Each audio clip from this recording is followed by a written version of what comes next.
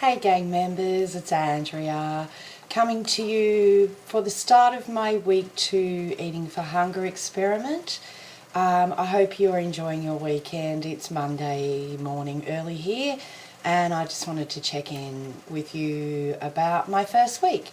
As you know, I'm not weighing. I can't feel any difference in my clothes. I've had a week that's been very up and down.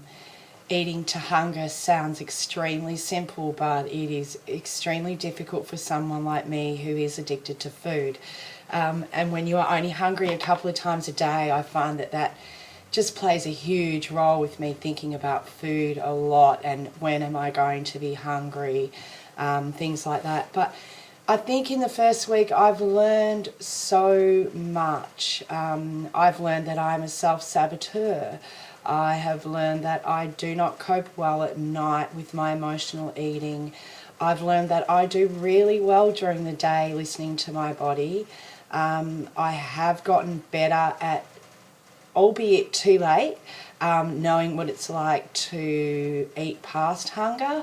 I continually do it. I'm doing it on a daily basis. I'm still eating past my hunger. A couple of crucial things about that: I'm not eating slowly enough so that my body registers that I'm hungry. I have slowed right down, but I just think that's a really big thing for me, to even slow down even more. And I have this issue with when food tastes fantastic, I want to keep eating it whether I've had enough or not. But in the past week I've learned that I feel really bad when I overeat, and I don't mean I feel mentally or emotionally bad that I've overeaten or I've done something wrong or bad. It's more that my body just feels like shit when I eat past hunger. So I suppose in the first week I've learned a lot about what not to do. Now I just need to put it into practice and not do it. Look, I know I'm going to stumble and fall. I had a real issue over the weekend thinking about, am I doing the right thing? I still have weight to lose. Is it just too hard to lose it if you're not at your ideal weight already, or to maintain when you're not at your ideal weight already? I've just been watching so many vlogs over the weekend and I've learned so much from all of you and the whole community. You just keep giving and taking, don't you? I learned, I've just learned a lot in the last week, and I was getting really depressed and down on myself that I wasn't doing the eating to hunger properly, but I realised it's just going to take some time. I watched a vlog with Donna, Giving It My All, and I've been trying to Skype with her for some time. We keep missing each other, but her vlog answered all the questions I wanted to Skype with her about, and it is about maintaining. And she had some really interesting things to say about that, that she does carry a tiny bit extra weight, that she probably could lose more, but she doesn't need to or want to. She's very happy where she is, and that's where I was at until I started putting on. Now I'm a bit like Leslie, healthy hippie. I feel like I could stay like this for the rest of my life and be happy, but I have crept up the weight a little and I'm not comfortable, and it's gotten to the point where I want to lose that 10-15 pounds so that I am comfortable. Ultimately I'm happy where I am, but yeah, like Leslie, you could live with it like that, but I would like to lose a little bit more still. So I am intending on doing a round between now and July, because July will be my 1 year.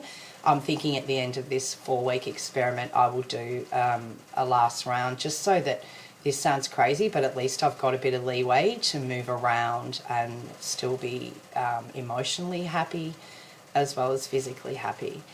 Toy said something really interesting in one of her vlogs. She said that she's trying to eat for long-term satisfaction rather than short-term satisfaction, and I think that's a big thing for me. I eat for that short-term satisfaction, and like Susie, you get that short-term happiness and joy out of eating. And I found that unless usually I have to binge until I physically feel sick, and then I'm happy, I'm done, and then an hour later I go through the whole guilt trip of, what the hell are you doing that to your body for? I'm obviously getting something emotional out of it.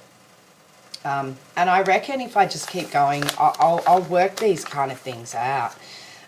Susie, just a quick couple of answers to your questions. Shiraz is the red wine that I like to drink.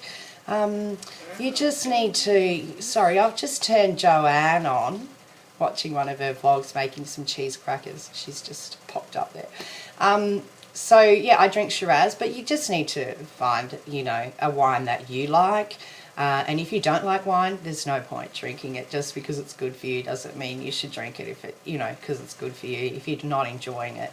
And secondly, yes, I do work from home. This is my office. I'll quickly show you around. There's my drawing board, my coloured pencils, my filing, and my computer around this way with Joanne. You can see her, and some drawings in the background. And over there is my piano and guitar. So that is my office. I do work from home. I'm really, really lucky to be able to work from home. But I worked really hard to get it to this point in my life where I could work from home and be home when my kids were young and at school, and I was here when they got home. So I was extremely lucky in that way. So anyway, this is getting really long and I haven't even begun. But that will do for today, and I will get back to you tomorrow and we will delve into a little bit more. Love you all. Hope your world's golden. Ciao, ciao.